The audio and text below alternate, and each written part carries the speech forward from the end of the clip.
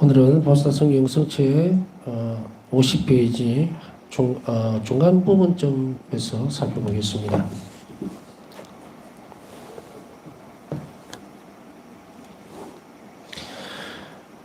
파사성녀는 이런 계속적인 노력들을 하게 되는데 가장 중요한 포인트가 뭐라고 그랬습니까? 예수님과의 결합이죠.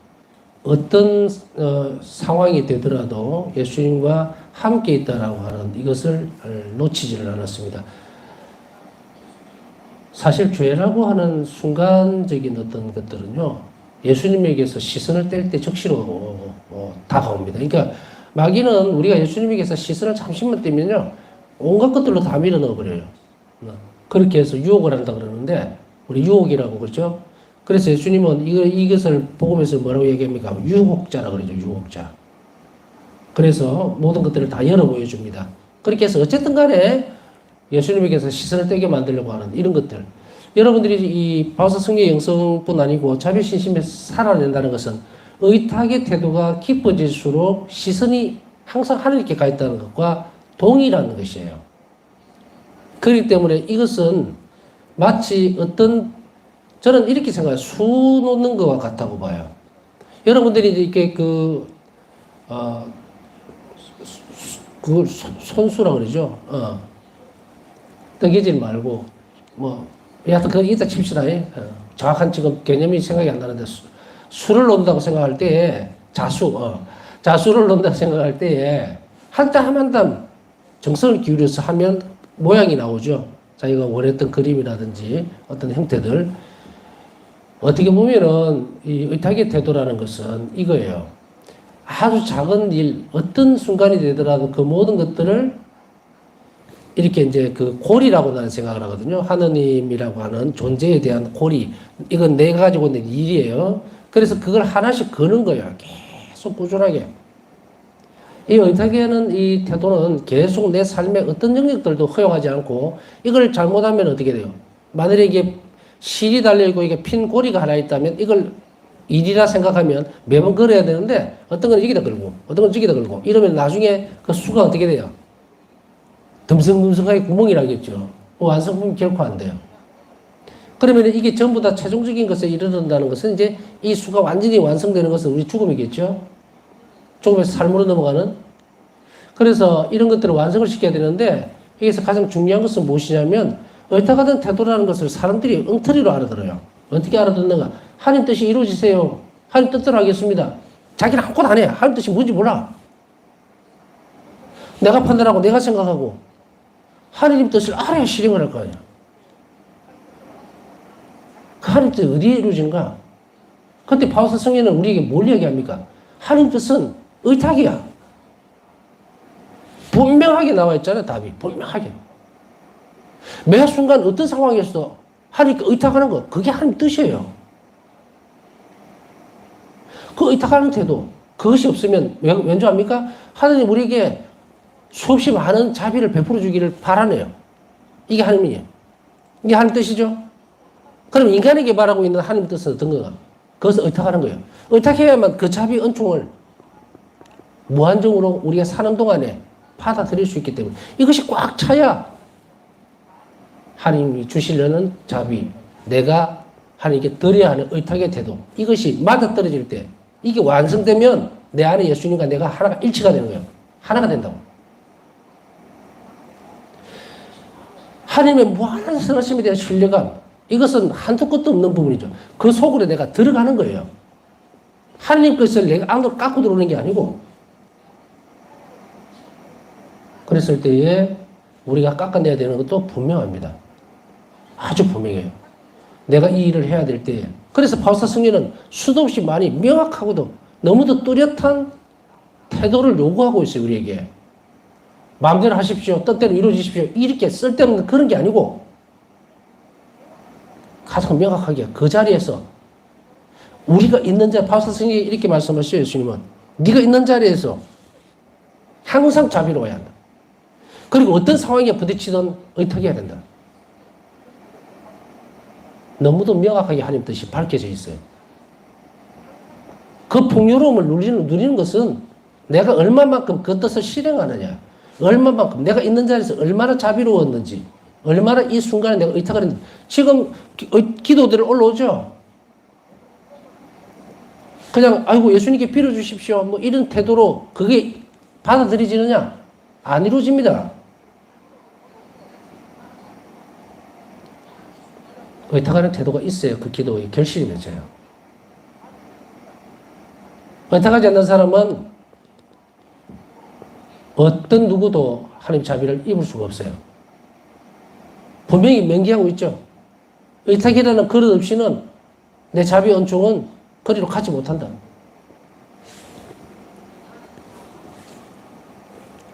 여러분들이 간절히 원하는 것은 이루어질 겁니다. 분명히 주님께서 주시겠지만 그러나 여러분에게 의탁하는 태도가 없다면 이루어지지 않는다. 제가 여러분을 위해서 막 기도해주고 하는 것도 사실이에요, 사실.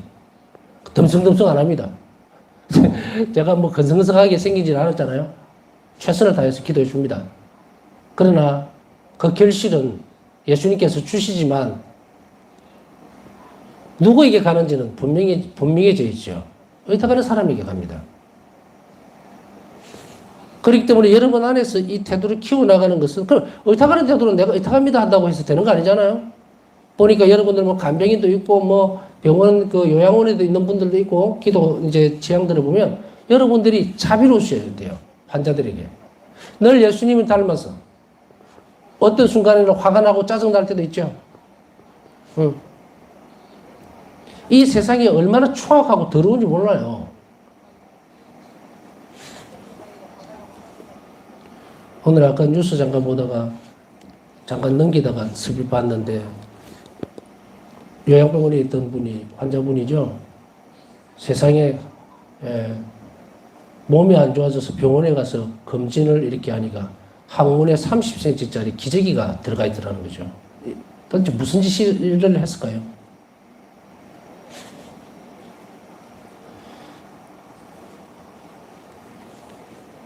오늘날의 악은 얼마나 무지막지하게 병자들과 어린아이들 또 연약한 여자들에게 행패를 부리는지 모릅니다. 우리는 우리 자신들이 굳건하게 서 있어야 돼요. 우리가 그들을 불쌍히 여길 수 있어야 되고 마음 아파야 되고 또한 동시에 우리 안에는 또 여러 가지 본인이 가정 안에서도 환자를 돌보는 경우도 있고 우리 자신들이 환자일 수도 있고 그렇죠. 그렇기 때문에 여기에 대해서 관대함. 저는 항상 이런 부분들을 예수님과의 삶에 있어서 많이 묵상을 한 그게 있는데 그 구절은 어떤 거냐면 다른 이들에게는 항상 유해야 된다. 부드러워야 되고 내 자신에게서는 관대하면 안 된다. 이런 것을 신학생 때 많이 묵상을 했어요. 나한테는 엄격하고 다른 이들에게는 관대해야 된다. 그게 어디서 나왔는지 모르겠어요. 어떤 성수구절에서 뭐 그런 것도 아니고, 어떤 우리가 얘기하는 성인전, 그 성현이라 그러죠. 유명한 동양의 성현도 있고, 거기서 들었는지 어떤지 모르겠어요. 그냥 그런 생각이 들었어요.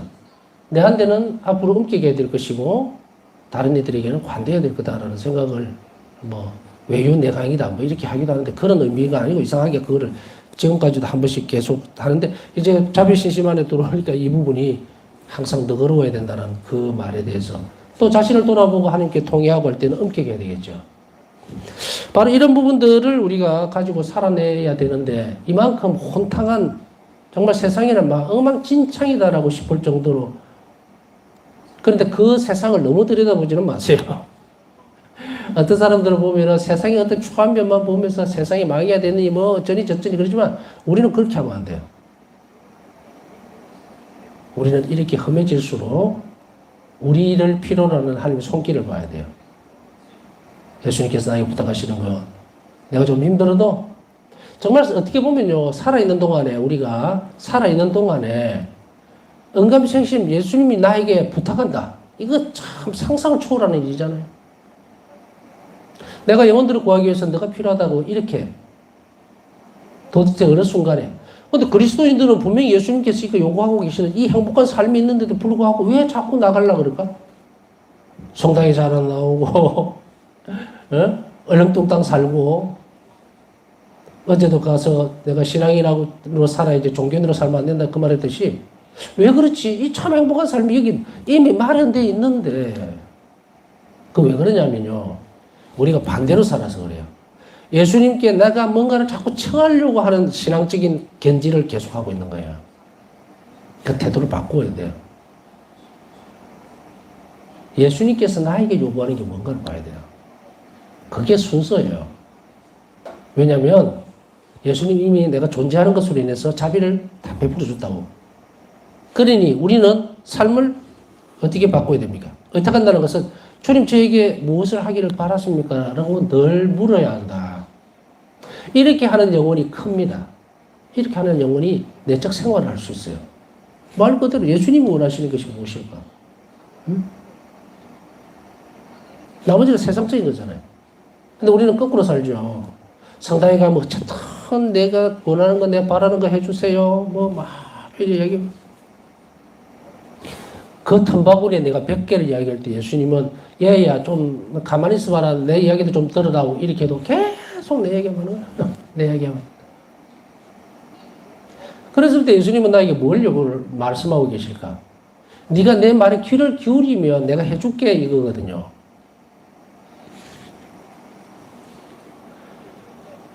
예수님과 함께 사는 삶을 선택할 때라는 것은 예수님이 나에게 원하시는 것만을 추구할 때예요.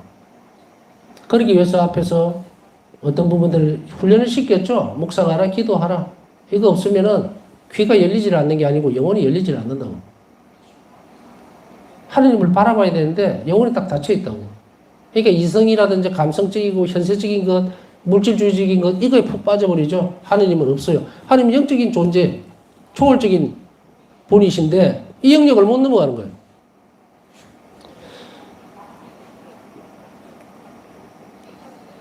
오늘의 성시간 하면서 여러분이 한번 그거 한번 생각해 보세요.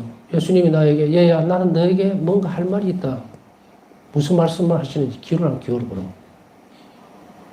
그러면 우리 안에서 막 예수님 잠깐만요. 내가 할 말이 더 많아요. 나는 몸도 아프고요. 이것도 하고요. 이거 돈도 필요하고요. 내일 당장 월세 나오게 생기는데 돈도 한 푼도 없고요. 나 이거 어떻게 죽어요? 살아요? 어떻게 해요? 예수님은 또 뒷전으로 밀어나죠. 예수님은 이런다고. 얘야 내 말 좀 들어라. 내 말만 들으면 내가 해줄게 하는데도 필요 없어요. 내 말부터 들으세요. 막. 안타깝죠? 그게 현실입니다.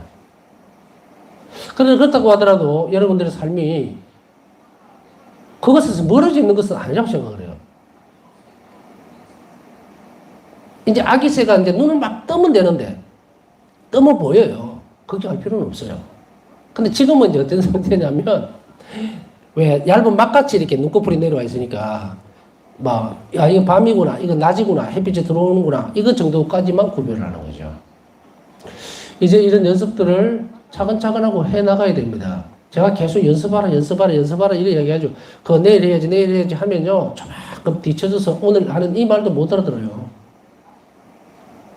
살아내야 됩니다. 내 살을 깎아내고 내 자존심을 버리고 곤죽이 되더라도 그걸 해내야만 그때 비로소 하나님 뜻대로 살아난 거예요. 살아낸 겁니다. 하나님께 내가 뭔가를 표현을 해야 되는데 오늘 여러분들 예수님을 사랑합니다 하고 드러낸 표현들이 뭐가 있습니까? 오늘 새시기도 참석했다면 한 거예요. 본인도 모르게. 이런 것들을 의지적으로 가지고 그 내용들을 봐라 이 말이에요. 이것이 이야기했던 하느님과 한시도 떨어지지 않으려고 하는 그 연습. 그것이 되면은 이제 아까 얘기했듯이 하느님을 계속 바라보게 되고 하느님께서 바라는 것을 이제 우리가 받아들일 수 있는 그런 과정으로 넘어간다는 이야기죠. 그것을 바울사 성령은 하셨고 또한 그녀는 자신의 영혼 안에 계시는 이 거룩하신 손님과 함께 여가를 보냈습니다. 1기 504원. 바울사 성령은 쉬는 시간에도 우리는 사실은 여러분은 어때요? 오늘 뭔 생각들을 하고 지내셨습니까? 뭐 이런 생각 저런 생각 뭐 할 때도 있고 안 할 때도 있고 이렇게 있지만 대부분이 예수님과 함께 지내는 시간을 많이 못 만들었죠. TV 볼 때도 있었을 것이고 또 무슨 걱정거리가 있으니까 그것 때문에 고민하고 전화하고 막 이렇게 뛰어다니면서 그런 순간을 놓쳐버리는 그런 경우도 있었겠죠. 그러나 파우스타 성녀는 여가를 보냈다는 말은 쉬는 시간에도 다른 일은 뭐 계속하지만 이런 것이 있어요. 우리가 뭔가를 일을 할 때는 집중을 하잖아요. 집중을 하면서 하기 때문에 계속 예수님하고 대화를 할 수는 없을 때도 있어요. 근데 다른 사람들하고 협업하면서 일을 할 때 막 말을 주고받고 이랬는데 언제 예수님하고 또 잠깐 기다려봐 이러면 안 되죠. 그 이외의 시간 혼자 있을 때를 이야기하는 거예요. 혼자 있을 때는 차분하게 영혼 안에 계신 예수님과 이런저런 얘기를 하고 있었다 이 말입니다. 영혼의 교류죠. 또한 어려움이나 반대 세력에 대항하기 위한 빛과 힘을 그분에게서 받았다. 1기 193번. 어려움이나 반대 세력에 대항하기 위한 빛과 이 부분은 영혼의 빛을 비춰 주셨다라는 말들을 이제 근데 한 번은 이런 경우들이 있을 수도 있습니다. 예를 들어서 뭔가 고민거리가 참 있었어요. 그래서 이런저런 인간적인 생각들 뿐 아니고 예수님께서는 이 일을 어떻게 해주시기를 바랄까라고 예를 들어서 어떤 사람이 제 같은 경우는 보통은 어디 오느냐면 성당에 와서 성체 앞에서 상상해요. 그래 방해를 덜 받더라고요. 이거는 제만의 방식이기 때문에 여러분들은 뭐 하셔도 되고 안 하셔도 됩니다. 그러나 가장 명확한 답을 얻기 위해서 저는 다른 데로 가지 않고 성체 앞에 딱 와요. 어떻게 판단을 내려야 될지 애매할 때, 또 혹은 아무 생각이 없을 때, 이걸 내가 결정할 수 없는 어떤 상황일 때, 그럴 때는 와서 기도합니다. 그리고 그 상황을 예수님께 일단 알려야 돼요. 이 과정은 굉장히 중요하면서도 또 포인트가 되는 연습이기도 합니다. 내가 예수님을 그만큼 내 삶의 중심에서 가장 귀한 분으로 알고 있기 때문에 내가 움직이는 거거든요. 그랬을 때에 예수님도 그 사람의 동작과 또 시간들을 봅니다. 이런 것들을 충분히 잘해야 돼요. 나 이제 성당에 가서 기도 좀 하고 올게가 아니라 내가 예수님 앞에, 왜냐하면 이 성체 앞에 안에, 감실 안에는 항상 예수님이 존재하고 있다는 것은 우리 신앙 안에서 뿐 아니고 우리 온몸으로 느끼죠. 받아들인단 말이에요. 그러면은 내가 집에 사는 것이 낫겠어요? 성당에 오는 게 낫겠어요? 가장 중요한 것은 항상 존재하시는 곳에 오는 게 맞죠? 그리고 이 공간은 특별한 곳이죠? 그러니 이곳에 와서 이제 결정을 보는 겁니다. 그래서 이런 부분들을 지혜롭게 알도록 해주고 또 때로는 필요하다면 자비기도를 바친다든지 함으로 인해서 어느 순간에 이게 전혀 예상하지도 못했던 어떤 생각에 딱 머무를 때 이것을 뭐라 그럽니까? 은총이라 그래요. 은총. 그러면 그것에 협력하고 그 일을 가지고서 실행하죠. 그런데 어떤 경우는요. 여러분들이나 저나 또 여러 상황이 다 다르기 때문에 뭔가를 딱 꼬집어서 얘기할 수는 없지만 예를 들어서 어떤 한 사람이 와서 기도를 했는데 모르겠어. 예수님 내가 막 기도를 막 열심히 하면서 성취집을 한 시간 했는데 이 어떻게 기도 왼쪽으로 갈까요? 오른쪽으로 갈까요? 예수님 어쩌지 하는데 답이 없어. 그럴 경우는 어떻게 해야 됩니까? 라고 했을 때 그때는 최종적인 판단은 여러분이 하시면 돼요. 이미 예수님은 접수를 했어요. 그러면 여러분들이 그러나 여기서 중요하게 생각해야 되는 것은 내가 판단하고 일을 거리로 끌고 가지는 말하는 거예요. 내가 미리 결정 다 해놓고 와가지고 기도하고 나서 예수님 아무 말도 안 하네 그런데 이건가 보다 이렇게 하지는 말아라. 이렇게 할 수는 없어요. 내가 어떤 것을 결정하고 할 때 파우사 성녀가 항상 와서 뭔가를 청할 때에는 어떤 것을 청했는가? 주님께서는 저에게 무엇을 하기를 바라십니까? 라고 했을 때에 그것에 대한 빛이 비추어질 때도 있었을 것이고 초기에는 없었을 거예요. 그래서 실수를 할 수도 있었고 하지만 그러나 실수를 했다 하더라도 그 순간조차도 예수님은 파우사 성녀 옆에 따라 붙어 있었다는 거예요. 우리에게도 똑같습니다. 그렇기 때문에 이런 실수라든지 실책들을 두려워하지 말고 더 두려워해야 할 것은 내가 모든 일들을 하는데 내가 하나님 곁에서 떠나는 것, 하나님에게서 시선을 떼버리는 것, 혹은 하나님 시선에서 벗어나는 것, 이것을 조심하면 돼요. 우리가 알고 있듯이 그녀는 꽤 많은 고통과 반대를 받았었다. 그렇죠? 굉장히 많은 고통과 반대를 받았습니다. 여러분들이 이렇게 성체 앞에서 이렇게 많은 힘들을 얻을 수 있는 것을 여러분들이 스스로 체험해 나갈 수가 있습니다. 저도 옛날에 어떤 어려움이 있을 때 성자 앞에 기도하고 나서 뭐 답은 없어요. 그러나 내가 예수님께 말씀드렸고, 예수님은 우리 안에 있는 말을 듣고 싶어 하시죠. 내가 뭘 원하는지 그걸 충실하게 잘 들어주시는 예수님이에요. 거기에 대해 신뢰가 있어야 돼요. 절대로 예수님 헛두루 들으시는 법이 없어요. 그리고 우리 영혼이 예수님 앞에 가 있을 때는 내 영혼 안에서 좋은 걸 찾아내려고 애를 써요. 어떻게 하면 이 사람이 하고 있는, 이 아이가 하고 있는 부탁을 내가 거절하지 않을 수 있을까를 찾는 거지, 어떻게 하면 거절을 할까 이걸 찾지를 않는다. 이걸 믿고 우리가 꾸준하게 간다면 우리 안에 뭐가 큽니까? 내적 삶이 커집니다. 커지면 예수님을 더 잘 알 수가 있게 돼요. 근데 이게 자비신심에서는 이 지름길을 가르쳐 주는 거예요. 지름길을. 그렇기 때문에 지금은 이렇게 한다 하더라도 다음에는 예수님 손길이 이곳에 머물러 있었구나 하는 것을 알 수 있도록 여러분들을 이끌어 갈 거예요. 그러니까 아까 그 옆에서 말씀드렸지만 계속 연습하라. 너무 지금 엎어지더라도, 그래서 바오사 성령은 쉬는 시간조차도 이런 것을 활용을 어떻게 했는지. 자, 내일부터라도 5분, 10분이라도 내 영혼 안에 머무시는 예수님과 대화를 하도록 시도를 해보는 것도 좋다. 만약에 매일 영성체를 하고 미사 참배를 하는 분이라면 영성체 위에 남아서 예수님과 내 자신과의 결합을 위해서 기도하는 것도 현명한 방법 중에 하나입니다. 영혼 안에 계시는 예수님의 현존을 인식하고 관상하면서 그녀는 그분의 바람이나 현존에 대한 다른 표지들을 더 잘 느낄 수 있었다. 영혼 안에 계시는, 내 영혼 안에 계시는 예수님을 인지하는 것은 우리가 해나가야 되는 일입니다. 그것은 끊임없이 아까 앞에서 말씀드렸듯이 그 연습을 통해서 영혼 안에 하나님이, 예수님께서 존재하시고 그리고 나와 함께 움직이고 계신다는 것을 인식을 넓혀갈 때에 그때 영혼은 어떻게 됩니까? 성장을 하거든요. 그래서 실행하는 것들은 이 영혼의 폭을 넓혀주기 때문에 예수님과 직접적으로 연결이 되게 됩니다. 왜 계속 자비로운 마음을 가지고 하루의 삶을 살 때 내 영혼 안에 계신 예수님이 기뻐하신다는 것을 그 영혼이 알 수가 있느냐 하면 동질성이 생긴 거예요. 물하고 기름이 아니고 물과 물이 만난 거예요. 이게 일체예요. 물과 물이 만나는 거예요. 고통을 승화시킨다는 것은 예수님 안에서는 고통밖에 없어요. 인간에 대한 자비의 완전한 큰 틀은 영광이 아니고 고통이에요. 고통 안에서 영광으로 넘겨주기 때문에 예수님을 닮았다라고 하는 것은 그 고통과만, 그것만 닮은 거예요. 인간이 이 땅에 살면서 내가 영광을 받고 이러면 예수님은 안 닮은 거예요. 예수님은 이 땅에서 영광을 받으신 적이 없어요.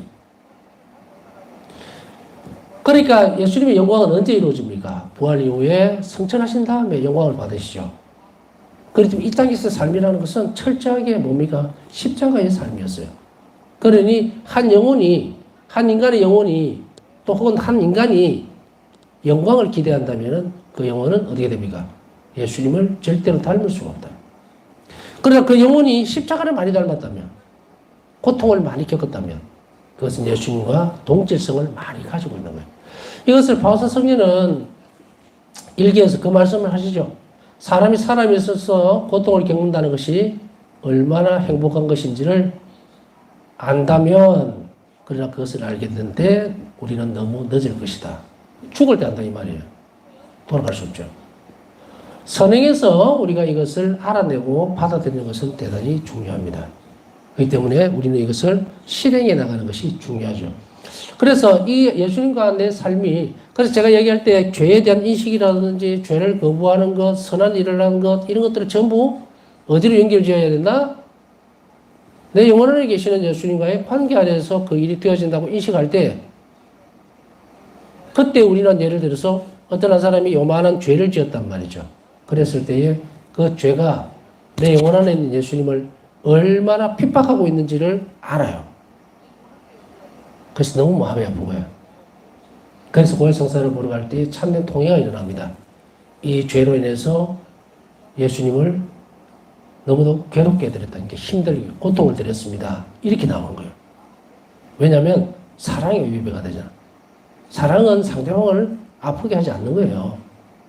행복하기를 바라는 거죠. 그런데 그것 때문에 죄를 지음으로 인해서 사랑하는 대상에 대해서 엄청나게 큰 잘못을, 그게 잘못이 아니고 십자가의 못을 박아버린 거예요. 그것을 이끌어내는 영혼이 빨리 성장합니다. 그 상태를 이야기하는 거예요. 그렇게 되어지고 항상 내가 묵주기도를 할 때도 이게 내 영혼의 선익이 되고 그리고 내 안에 예수님이 사실 수 있도록 은총을 청하는 그쪽으로 연결이 되어지면 이제 비로소 예수님이 무엇을 바라고 그리고 그분의 현존에 대한 표지들을 잘 느낄 수가 있다. 이 말입니다. 이것 없이는 이게 안 된다는 얘기예요.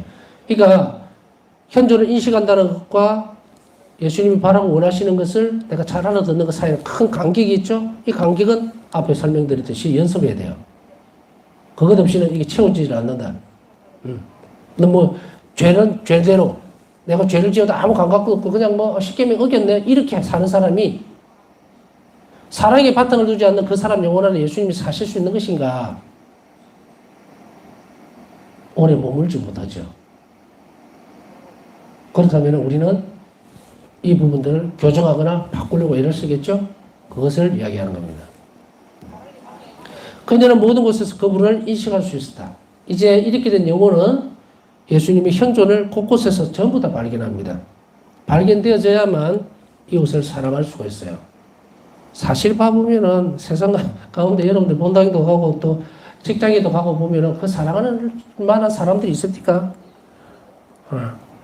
봐보면 전부 이기적이고 말해 지그밖에 모르고 거짓말을 해자고 거짓말을 밥 먹듯이 해갖고 덩치 먹고도 모른 척하고 엉망진짜 도대체 이게 어떻게 사느냐 싶을 정도로 그 사회 속에서 처절하게 살다가 그래도 교회 공동체 타고 오라면 다 천사같이 보이죠. 그런데도 불구하고 그 안에 사는 사람들끼리 뭐 같은 레저 다니는데 저 사람은 뭐 뒷담화가 뭐 저거 사람 험담을 하고 없는 말을 만들어내고 막 그렇죠. 이것이 조금 큰 데로 갖고 가버리면 아무것도 아닌데 사랑이 커지는 곳에 그것이 들어오다 보니까 또 그게 크게 보이고 고민거리가 되기도 하죠. 그렇지만 바오사 성녀는 바로 그러한 상태에서 모든 곳에서 하느님을 예수님을 인식할 수 있었다는 것은 엄청난 일이죠. 그렇기 때문에 성인이 되죠. 우리도 그렇게 노력을 해야 합니다. 이웃 사랑에 대한 이야기를 할 때 이웃 사랑 안 하고 싶어요. 도대체가 뭐 아까 얘기했듯이 막 도대체가 뒤죽박죽이야. 우리는 예를 들어서 고해 성사를 보러 갈 때 뭐 본의 아니게 거짓말을 했습니다. 또 그냥 또 아니면 알고도 거짓말을 했습니다. 쭈그러져 가지고 이렇게 고백하잖아요. 세상에 사는 사람들 거짓말을 밥 먹듯이 밥 먹듯이 거짓말을 하고도 몰라요. 뭐. 그러니 독석에 완전히 쩔어가 있죠. 그런 걸 보면 정말 그리스도인으로서 불려오신 게 정말 다행이다. 저 진흙탕 속에 살았다면 숨을 못 쉬고 어떻게 살았을까? 이런 측면들을 살펴보면 우리가 얼마나 행복한지 알 수 있겠죠. 자, 여하튼 바사성은 이런 노력들로 인해서 모든 곳에서 그분을 인식할 수 있었기 때문에 이제 그들을 위해서 자비롭게 행동할 수 있었다는 이야기입니다. 나를 둘러싸고 있는 모든 것이 하느님으로 채워져 있으며 무엇보다 내 영혼은 하느님은 주로 꾸며져 있다. 일기 887번. 나를 둘러싸고 있는 모든 것이 하느님으로 채워져 있다. 그렇기 때문에 악한 것을 보더라도 그 사이에서 하나님의 은총이 자리를 잡을 수가 있다. 이 말이에요. 그것의 출발점은 뭡니까? 내 영혼 안에 계시는 예수님과의 친밀감, 친교. 그리고 그것을 우리는 행동으로 드러내줘야 되는데 무엇을 드러낸다? 하니까 이따가고 이웃에게 자비로울 때 이 틀이 없이는 하나님과의 일치는 없어요. 성체성사 안에서 이루어지는 그 하나님과의 일치는 이루어낼 수가 없다. 이루어낼 수 없을 뿐더러 뭐다? 하나님 뜻을 실행할 수도 없고 알 수도 없다. 전에 그 말씀 드렸죠. 여러분들 보고 아마 오래전에 기도 생활에 대해서 얘기할 때 하루에 1시간 고정된 장소에서 딱 자리 잡고 기도하라. 이게 뭡니까? 기억나세요? 이걸 왜 하라고 했는지? 바오사 성녀는 뭐라고 그러죠? 고정된 1시간. 최대한 도저히 그렇게 안 되면 30분이라도 매일 그 시간을 가지지 않으면 하느님의 뜻을 알 수가 없다. 하나님 뜻을 알려면 기도하세요. 1시간씩 고정된 기도. 그 이외에 나머지 기도를 하라 이 말이야. 그래서 제가 아마 그걸 강조를 했을 거예요. 바오사 성녀는 바로 하나님 뜻을 알기 위해서는 고정된 시간을 가지고서 기도하라. 그것을 하면 하나님 뜻을 영혼에게 부어줍니다. 영혼에 부어지는 것은 뭐 다 달라요. 다르지만 폼에서 똑같습니다. 하나님께 의탁하고 이웃에게 자비로울 것.